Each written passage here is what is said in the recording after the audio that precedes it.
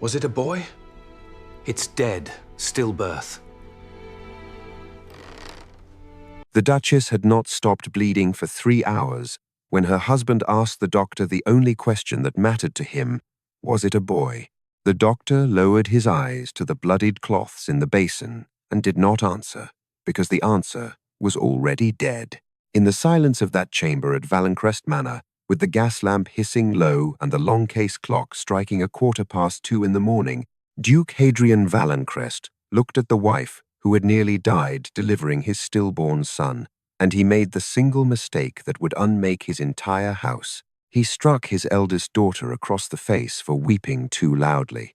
If you believe that a person's worth is not measured by the title before their name or the cut of their gown, please take a quiet moment to subscribe to this channel and leave a comment telling us which city or country you are watching this story from tonight. Your presence keeps these forgotten voices of justice alive. Now, let us begin. The child was to have been called Sebastian. For 8 months, the whole of Valencrest Manor had rearranged itself around the possibility of him.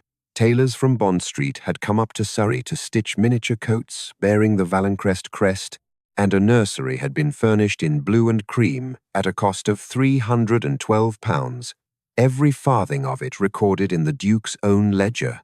Hadrian had smiled that autumn. His daughters, who had not seen him smile naturally in years, found the sight of it worse than his coldness, because it proved the warmth had been in him all along. He had simply chosen never to spend it on them. Then the boy was lost before he drew a breath, and every beautiful thing in the manor died with him. Lenore lay grey against the pillows, her lips cracked, one hand pressed to the sheets. Her 3 daughters had not left her side. Elisande, the eldest, held her mother's wrist and counted the pulse under her thumb because it was the only thing she could do. Viralia stood rigid at the foot of the bed with her jaw set. Little Aurelia, who was 19 and the softest of the 3, wept without sound into the coverlet. Lenore reached for her husband. "We have lost our baby," she whispered. Hadrian drew on his gloves, one finger at a time. "No, son," he said. "My name dies with you." Viralia stepped forward. "Our brother is dead not 1 hour, and this is what you grieve. A title." He turned and struck her. The crack of it went round the marble walls like a shot, and for a moment nobody in the room breathed. Aurelia cried out. A chambermaid by the door pressed both hands over her mouth. Elisande caught Viralia by the shoulders before she could throw herself at him, and the girl stood shaking, blood welling at the split of her lip, and she looked at her father and said, low and clear, that their mother should have married a man, and had married a monster instead. Hadrian adjusted the second glove. "For years I waited for a son," he said. "Instead, I am surrounded by disappointment in 3 grey dresses. You will all be gone from this estate before dawn." Lenore tried to rise, and could not. "You would put your daughters into the street. The night your son died, I will not spend the Valencrest fortune on the women who ended the Valencrest line." There was no shouting after that. There was the sound of trunks being dragged down the servants' stair, because Hadrian would not permit them to leave by the front. There was the cold of the courtyard at 4 in the morning, and the breath of the horses steaming in the lamplight, and old Marsh, the coachman, weeping openly as he handed the Duchess up into the brougham with more tenderness than her husband had shown her in a decade. The great iron gates did not open for them. They left Valencrest through the tradesman's arch at the rear. 4 women in mourning grey put out like refuse before the milk was even collected. By sunrise, they reached the estate of Lenore's brother, Edgar Sloane, at the edge of the county, and hoped for the mercy that blood is meant to buy. Edgar met them in his dressing gown and did not ask them in. "You should not have come here," he said. "A ruined sister is a debt, not a guest." That was when Lenore's hand went to her mouth, and the blood came through her fingers, bright against the grey morning, and she folded to the frozen gravel of her brother's drive while her daughters screamed her name, and the true nightmare of the Valencrest daughters had, at that moment, only just begun. If this story already has your heart racing, subscribe and turn on notifications. because this family's fall is about to become the kind of story that is remembered. And tell us, honestly, in the comments below, where are you watching from tonight? Edgar Sloane took them in because to refuse a dying sister at his own gate would have set the county talking, and Edgar cared what the county said more than he cared for anything on earth. He gave them a servant's room above the stables at the back of the house, one room for 4 women, where rainwater came through a crack in the ceiling and froze on the floorboards by morning. He gave them the smallest coal ration in the house, and then he made them pay for it. At dinner, he would lean back and speak to no one in particular. "One useless woman is a misfortune," he said once, tearing bread. "4 living under my roof at once feels like a judgment from God." His wife, Beatrice, was crueler in a quieter way. She would come to their door on the pretense of concern and let her eyes travel slowly over their worn hems and darned cuffs. "Noble blood," she observed, "does not appear to stop good fabric from wearing through. One does wonder what it is actually for." Viralia looked up from her mending. She had a needle in her hand, and the particular stillness she got before she said something that could not be taken back. "Apparently," she said, "wealth does nothing for taste either, so we are each of us disappointed this evening." Beatrice did not come to the door again for a fortnight, but the joke did not warm the room, and the room was very cold. Lenore did not recover. She had never truly recovered from the birth, and grief and damp and a brother's contempt finished what the stillbirth had begun. Her breathing grew shallow through that winter. She could not always sit upright. Elisande went out before dawn each morning, walked 40 minutes through the industrial streets of Greyhaven to keep the books for a textile merchant named Bernard Holbrook, and gave a false surname at the counting-house door because she could not bear to hear the clerks gossip about the fallen daughters of a duke. She brought home cheap bread and cheaper medicine and pretended she had already eaten so there would be more for her mother. Aurelia noticed within a week and began pretending the same thing. So the sisters starved themselves quietly for one another all that winter, each believing the deception was working, none of them fooled. On the coldest morning of the year, Aurelia woke first and knew before she opened her eyes that the room was wrong, too quiet. No rasp of breath from the low bed by the window. She crossed the floor in her bare feet and took her mother's hand, and it was already cool. She said "mother" once, and then again, and there was no third time worth saying. Viralia stood in the doorway and would not come closer. Elisande closed her eyes and did not open them for a long while. Lenore Valencrest was dead, and her brother would not pay to bury her. "I will not waste good money on dead women," Edgar said, and turned back to his fire. So they buried her themselves. They carried the plain coffin between the 3 of them through the churchyard by lantern light, boots breaking the frozen crust of the snow. No priest, no mourners, no wreath but the one Aurelia had made from dead holly cut behind the stables. No tears they would let him see, no prayer they would say aloud in his hearing, no grief they would hand him the satisfaction of watching. Only the 3 of them, and the sound the rope made, lowering their mother into the ground. When they came back cold to the bone, their bags were already outside the gate, and Edgar stood beneath the entrance lantern with a cigar, watching the snow. "You have stayed quite long enough," he said. Aurelia wept from sheer exhaustion.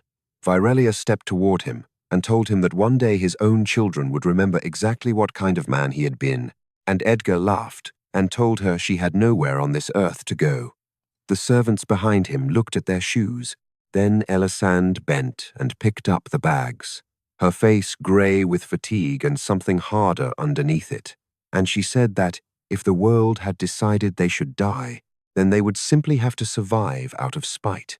To disappoint it, they walked into Greyhaven with everything they owned in 3 bags, and they did not look back at the house. The place they found was hardly a house at all.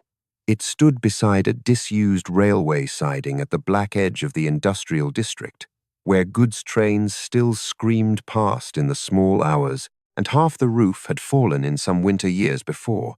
They dragged a broken wardrobe under the worst of the gap to keep the snow off. The windows had no glass. It had been abandoned for good reason.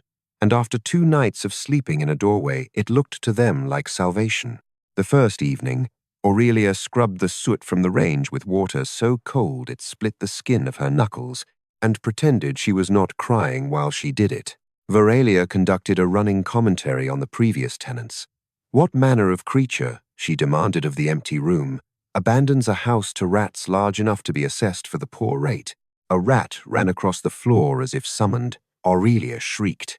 Elisande dropped their only loaf, and Viralia seized a broken broom and held it like a halberd and declared that she had known it. The landlord had relatives. And for the first time since their mother went into the ground, the 3 of them laughed together, only for a moment. But it held the roof up better than the wardrobe did. Winter in that house was a war fought on 3 fronts, and each sister took a wall to hold. Elisande held the ledgers.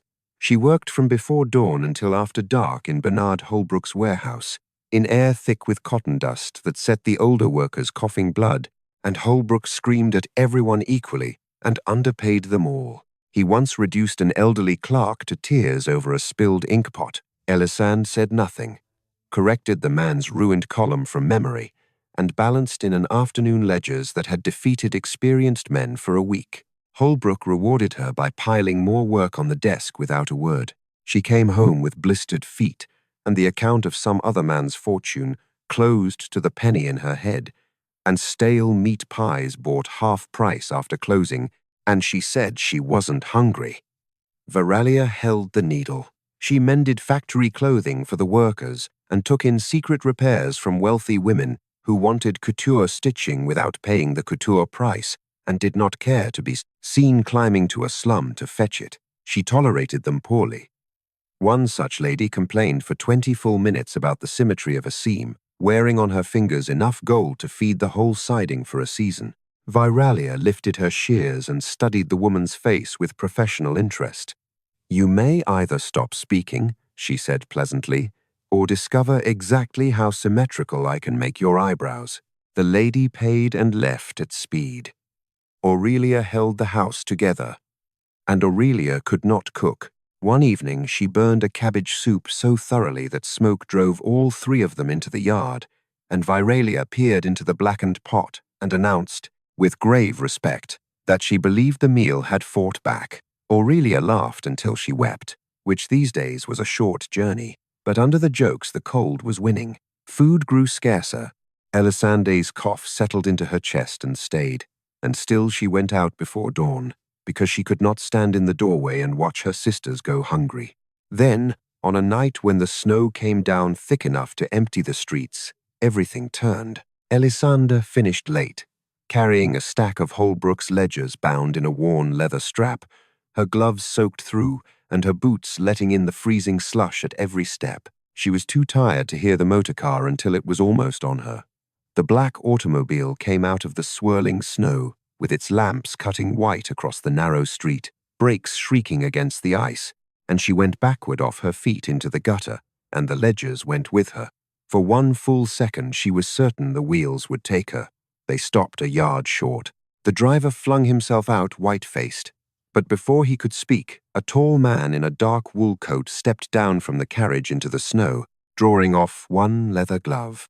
Everyone in Greyhaven knew the face. Duke Lucian Norcaster, railway and iron, one of the wealthiest men in Europe, and the only man for 40 miles who owned a private motor car, a fact the whole county regarded as either witchcraft or madness. And Elisande, on her knees in the freezing slush, did not fall to pieces over having nearly died. She began, furiously, to salvage her papers. "These figures were finely balanced," she said, wiping snow from a ruined page. "To no one, to the storm. Do you know how long that took?" Lucian crouched beside her in the gutter, which no duke of his acquaintance would have done. "You very nearly died," he said, "and you are angry about arithmetic." "Numbers," she said without looking up, "are easier to survive than people." And that answer, more than her face, stopped him where he knelt. Then he saw the ledgers themselves. Corrections in a fine, exact hand ran down the margins of every page. Profit projections recalculated more sharply than any professional in the city could have managed. It was not the work of a warehouse clerk. He held one out to her carefully as she snatched at the rest. "Might I know your name?" he said. She hesitated. "Elise," she lied. And she gathered her ruined pages and disappeared into the snow.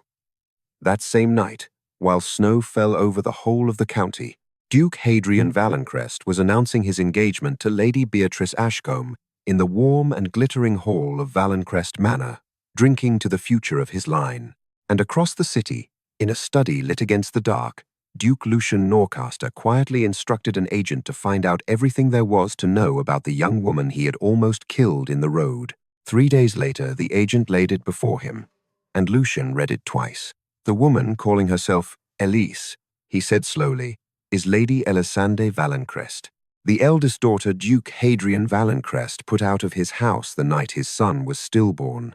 The whole county, it turned out, half knew the story, and had chosen, as counties do, to say nothing.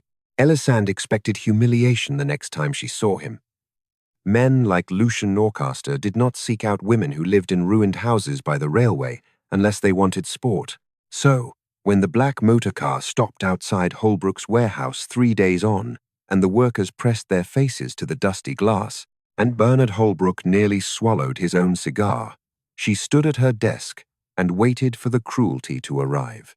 "I came to return your ledger," Lucian said, crossing the filthy floor as though it were a ballroom. "You could have sent a servant," she said. "I could have, but then I should have lost the excuse to speak with you again," which unsettled her far more than arrogance would have done. He came back. Through the weeks that followed, he appeared without warning across Greyhaven, sometimes with a business report he wanted her opinion on, sometimes for no reason he would admit, walking beside her through the industrial streets, talking of railway contracts and the corruption of ministers. And he never once spoke to her as though she were something broken. That was the thing she could not account for. One evening they stopped at a chestnut seller's brazier under the gas lamps, and he bought the whole bag without haggling, and she stared at him. "You paid the asking price," she said, suspicious. Lucian looked stricken. "Was I meant to duel the man over chestnuts?" he asked. And she laughed, properly laughed. For the first time in months, he noticed exactly when it happened. He was, from that moment, entirely lost. He insisted, at last, on being received at the house, over her every objection. "You are a duke," she told him. "You will not enjoy where we live." "I am not coming to see the house," he said. Viralia opened the door to him with her shears in her hand, took one look at the cut of his coat and the shine on his boots, and said, "Oh, marvelous. Another wealthy man with opinions." Lucian introduced himself. Viralia looked him up and down without hurry.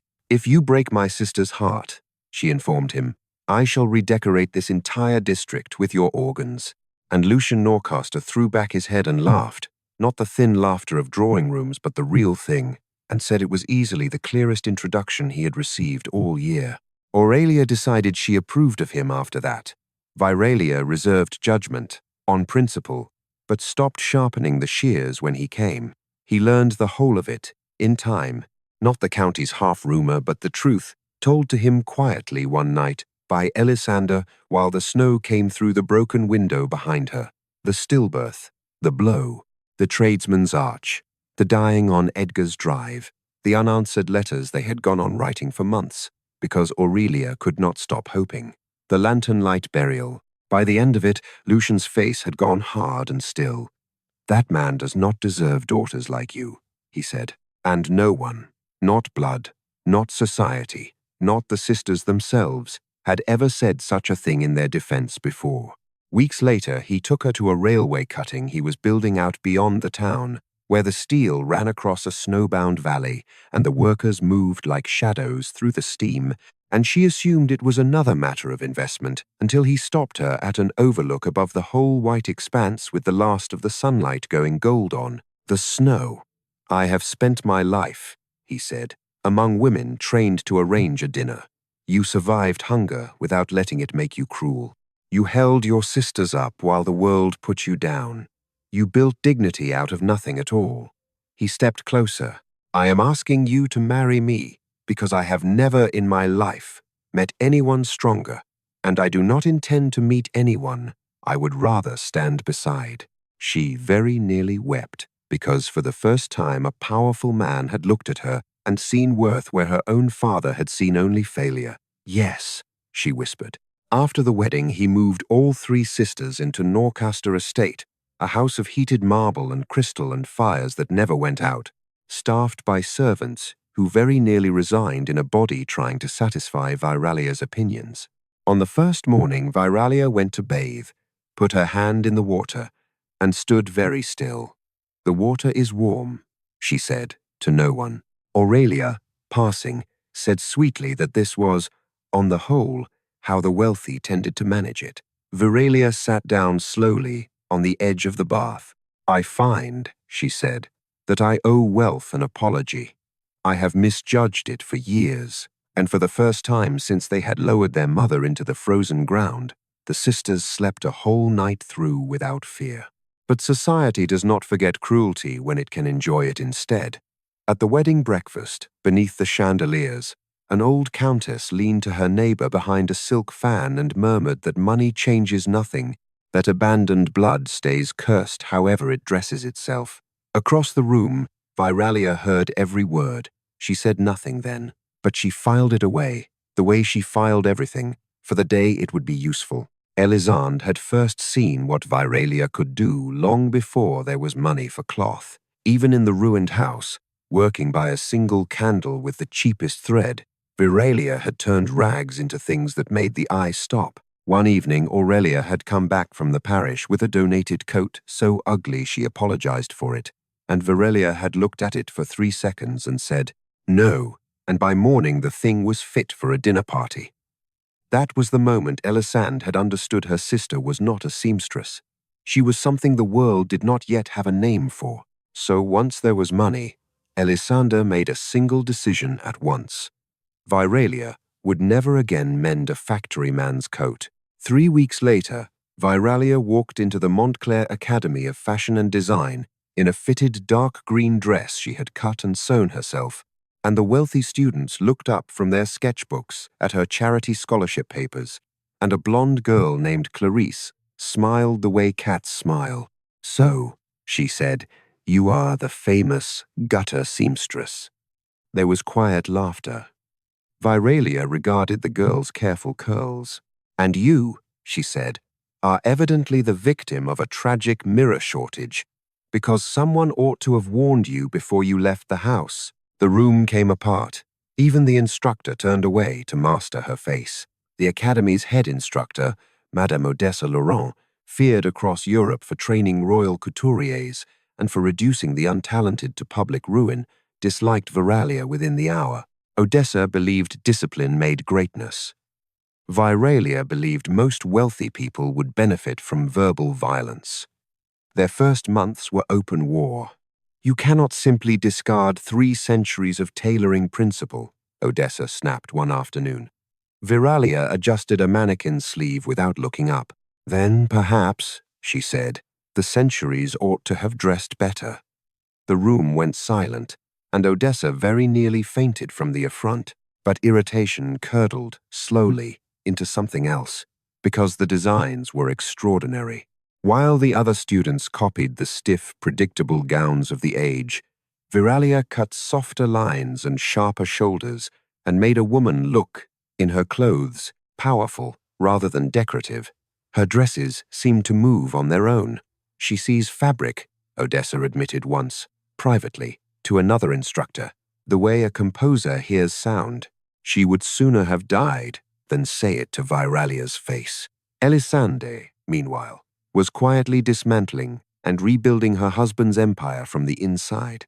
The investors who had smiled at Lucien's clever young wife learned, one after another, that behind the calm was an intelligence that frightened them. She reorganized the railway contracts, killed 2 disastrous deals before they closed, and exposed a ring of executives who had been quietly bleeding the company accounts. An elderly banker walked out of a negotiation sweating through his collar after she took his entire proposal apart, courteously, in under 10 minutes.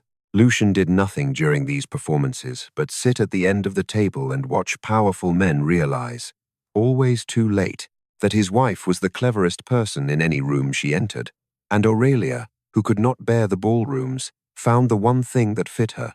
She married Duke Reginald Evermont, a widower who funded hospitals and orphanages and workers' housing across the industrial districts, and had learned, when he lost his first wife, that no amount of money keeps grief from the door. Crowds gathered outside the church for their wedding, not the crowds of the peerage but ordinary people, because Aurelia spent her fortune where it could be seen doing good.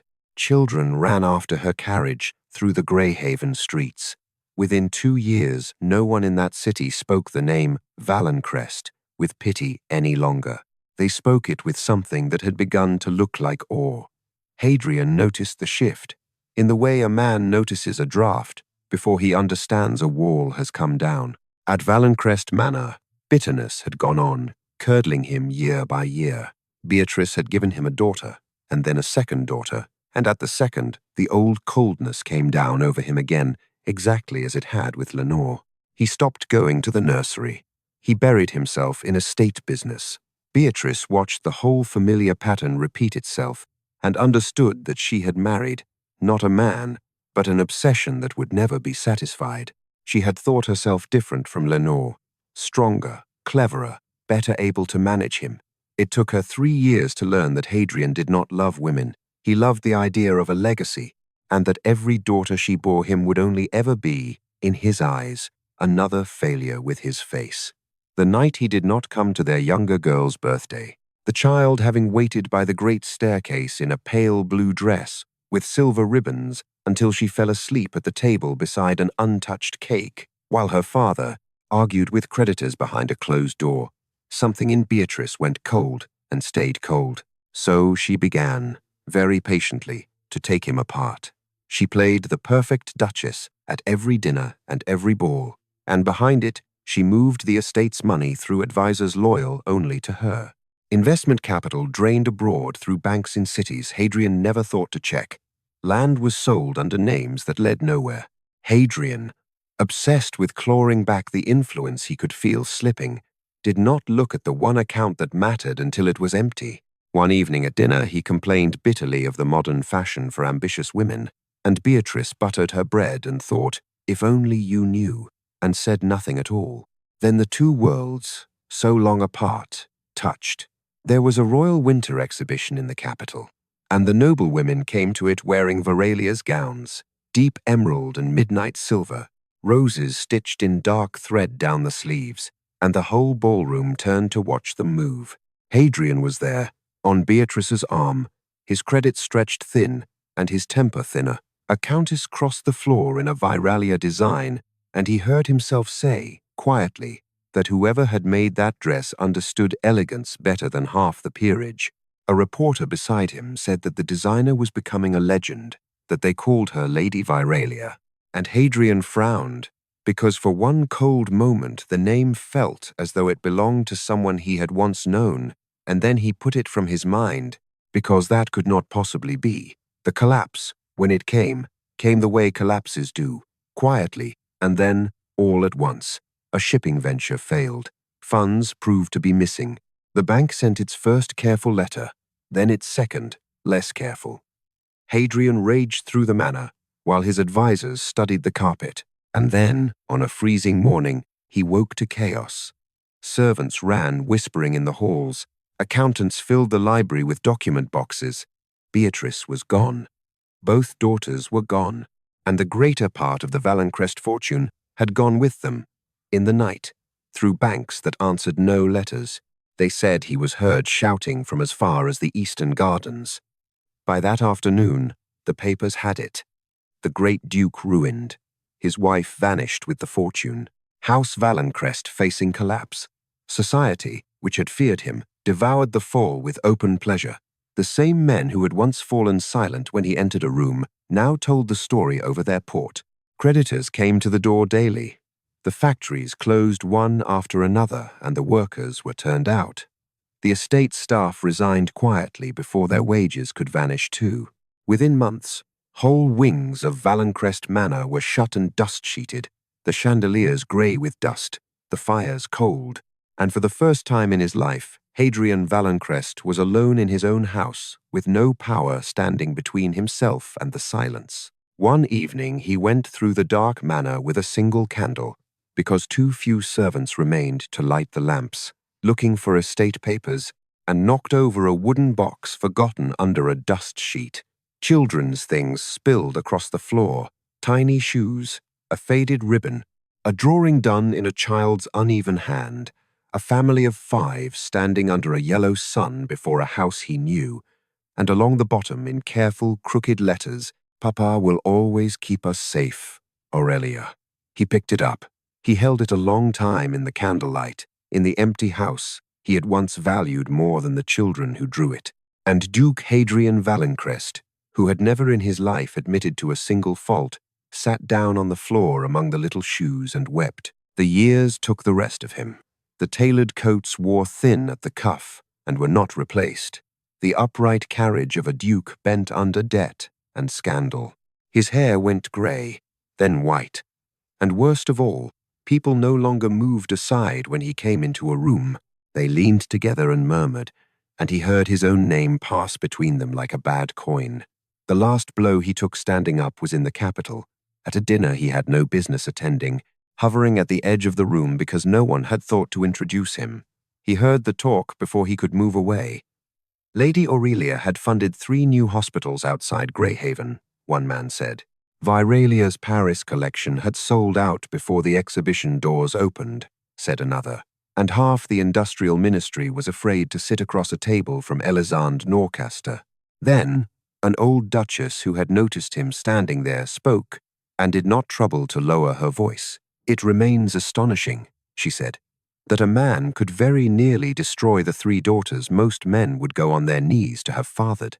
Heads nodded, openly, all round the room. Years before, no one would have dared.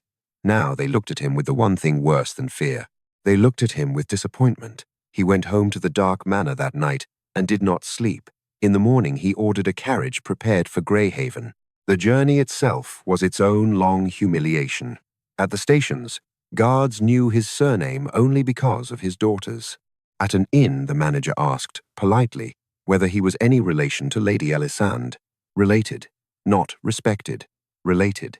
He reached the gates of Norcaster Estate as the snow was coming down over the whole valley, and stood a moment before he could make himself go in. The house was lit gold from within. Servants crossed the gardens with lanterns and armfuls of winter flowers. Somewhere inside, children were laughing. Years ago, he had believed that throwing his daughters away would preserve his name. Instead, everything good had gone on living without him, and gathered here, and left him standing outside it in the cold. A servant showed him in. The halls were hung not with the stiff, painted ancestors of Valencrest, but with something Hadrian had never once thought to commission. Portraits of the living. Elisande beside Lucian with their children on their knees. Aurelia laughing in a hospital courtyard with Reginald. Viralia scowling magnificently in a storm of fabric and sketches. The warmth of it hurt him more than any cold ever had, because he understood at last precisely what he had put out through the tradesman's arch. They came into the drawing room one by one, and the air changed as they came. Viralia first. The moment she saw him standing by the fire, every trace of warmth went out of her face. "Well," she said, "the ghost has finally found the address."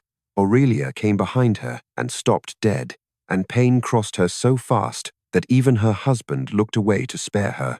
Only Elisande was steady. She came to stand by the mantel, in dark, emerald silk, and looked at her father the way one looks at the ruins of a place one lived a long time ago and no longer misses. No one asked him to sit. For a while, there was only the fire. "I know I have no right to ask anything of you," Hadrian said at last. "Oh, good," said Viralia. "We are beginning with honesty. That will be a first for this family." He lowered his eyes, and, astonishingly, he took it. "I deserve your hatred," he said, and the words landed in the room like something dropped, because Duke Hadrian Valencrest would once have swallowed broken glass sooner than admit himself in the wrong. Elisande spoke, quiet and level. "Why are you here?" Because I spent my whole life believing sons made a legacy, he said. And I destroyed my family proving it. And then, slowly, and not at all like a duke, he apologized. He apologized for Lenore, for the blow, for the tradesman's arch, and the winter, and the letters he had left unanswered while his wife was dying in a stranger's stable. Veralia turned her back on most of it, her jaw working. Aurelia cried without a sound. Elisande only listened. And then, one by one, they answered him. And it was the nearest thing to a reckoning that men like him ever face. You did not answer, Aurelia said. So quietly the fire nearly took the words. I wrote to you for 8 months. I was the one who kept writing. I told myself you were only busy. Do you know what it is? To make excuses for a man who has already decided you are worth nothing. You put our mother into the street, Veralia said, not quietly at all. She died in your gutter, and your brother-in-law would not pay to bury her. So we carried her ourselves, in the dark, and there was no one there. No one. Because of you. Elisande said nothing for a long moment, and then she said only, we survived to spite you. That is the whole of what you left us. The wish to disappoint you by living. He closed his eyes at each of them and said yes. Only that. Yes.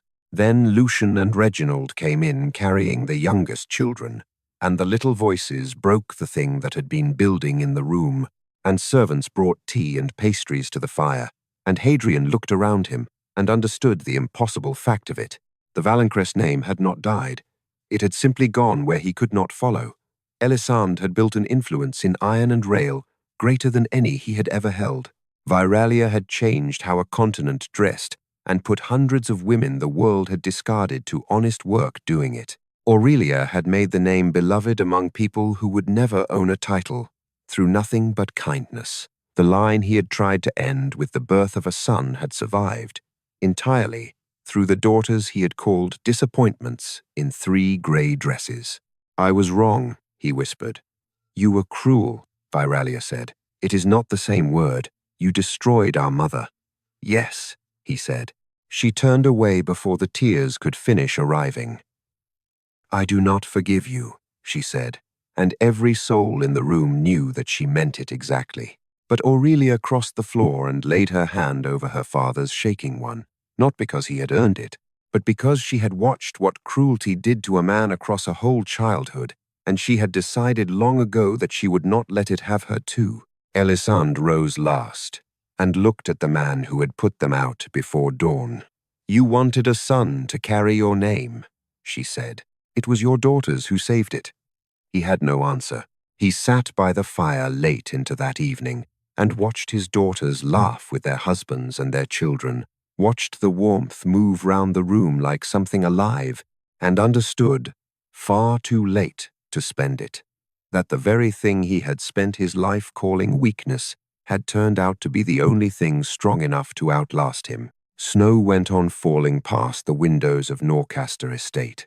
Inside, a child climbed into Elisande's lap and fell asleep there, and no one moved her, and the fire burned down slow, and the greatest inheritance a family can leave behind was in that room. And it had never once been power. Disclaimer. This story is entirely fictional and created with the assistance of AI for entertainment purposes only. It is set against a Victorian-era backdrop for dramatic effect and does not claim historical accuracy in every detail. It does not refer to, represent, or target any real individual, family, title, or estate, living or deceased. Any resemblance to actual persons or events is purely coincidental